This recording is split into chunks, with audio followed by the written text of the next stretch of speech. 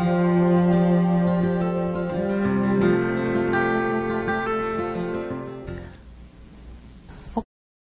Sue, so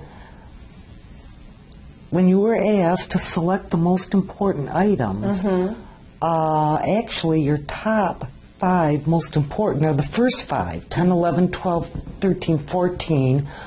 Your first most important is overall health, then personal care and household activities, and then physical comfort and well-being. And all 3 of those you circled 1. I'm not satisfied at all with where I am right now with those. 4th in importance, participation in desired activities, and then freedom to go where desired. Again, not satisfied. Yeah. And they hang together pretty well as, being what you said, mobility related, endurance related. I think it's, because I'm going to at least go out there and try to do it. But I'm inhibited so much because, again, the balance and trying to figure out the best way to get into the environments. The motivation is there to do it. It's just more or less, am I going to be able to do it without fatigue and, having to maneuver my cane and not fall over curbs and things like that. Okay. Let's keep moving along here because some things are starting to form in my mind that we'll talk about. Okay. Where's the energy for it now? Yes. Okay, well, you circled a lot of things in section C that you say describe you. I'll just read those, and if I want to make sure that as I kind of organize these, that I do it in a way that makes sense. I have the support I want from family and friends. Yes, they've been so wonderful. And I used to have a good self-image. The item is I have a good self-image, and you wrote in here, used to.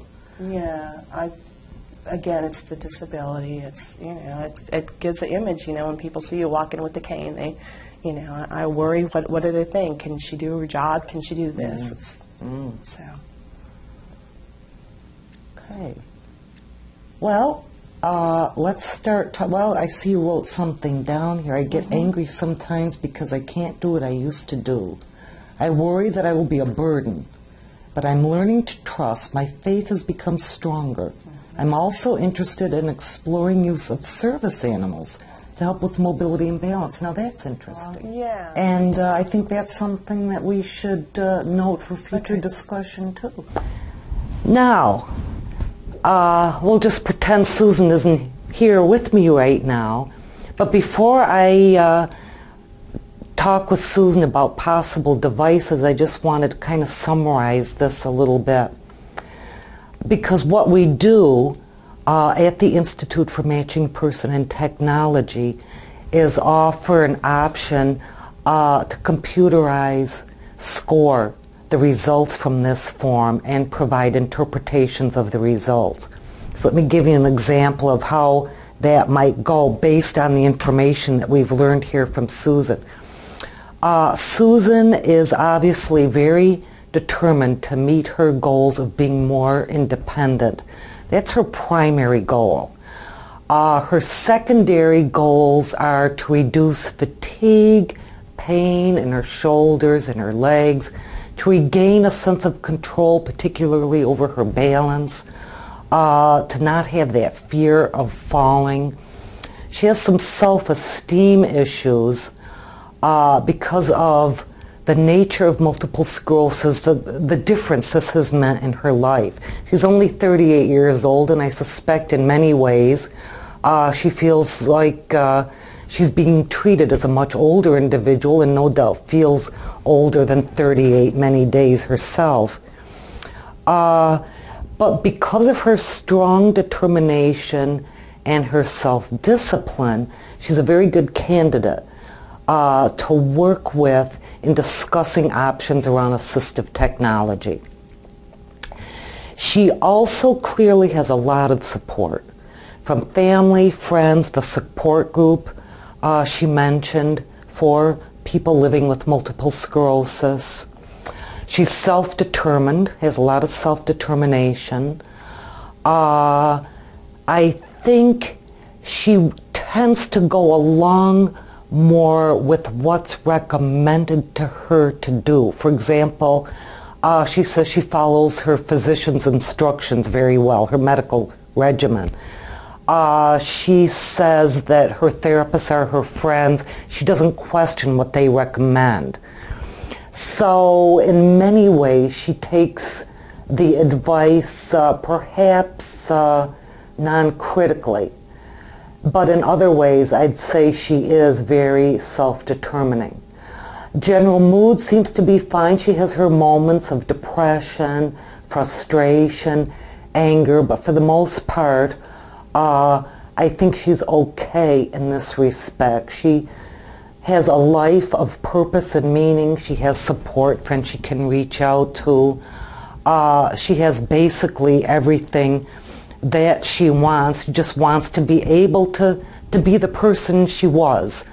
Unfortunately, she's not going to be able to regain what she's lost, but hopefully with the use of assistive technology, we can do some compensation for that. So that would be my summary of where we are at this point about Susan the individual.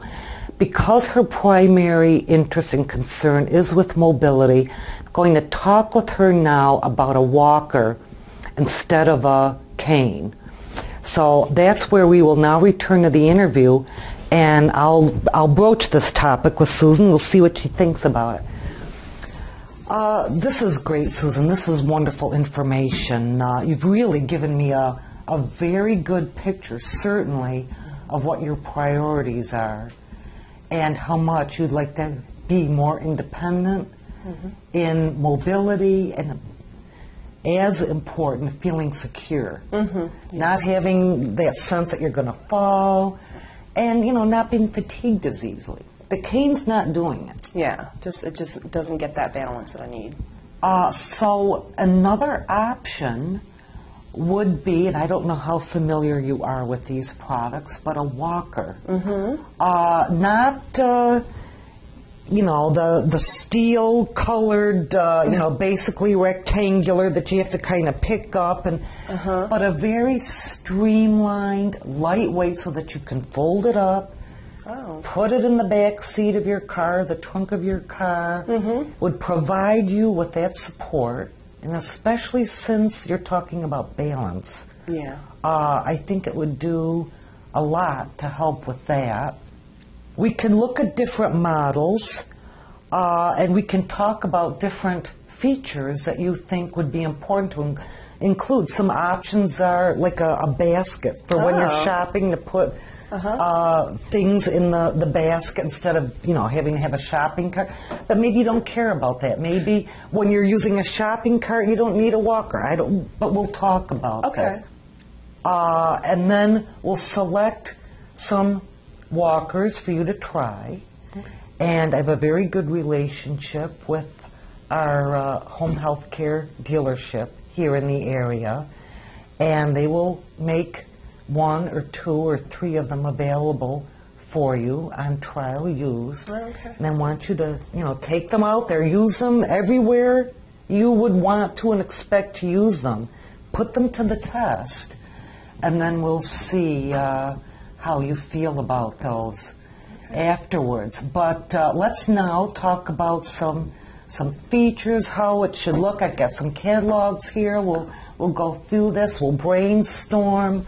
And we'll kind of narrow down the choices. I'll write those down, and then you take them to the dealer, and he'll arrange to give you those loaned items for trial use. Okay. We'll focus on that now. Is there anything else we should also focus on at the same time, or no? Other assistive technologies? Not that I can think of right now. I think, again, it's mostly my mobility. So if we did that today, if you walked out here today with that list of products to try, that would suit your needs pretty well? Yes, I think that would take care of what I'm looking for right now. Okay, great. Actually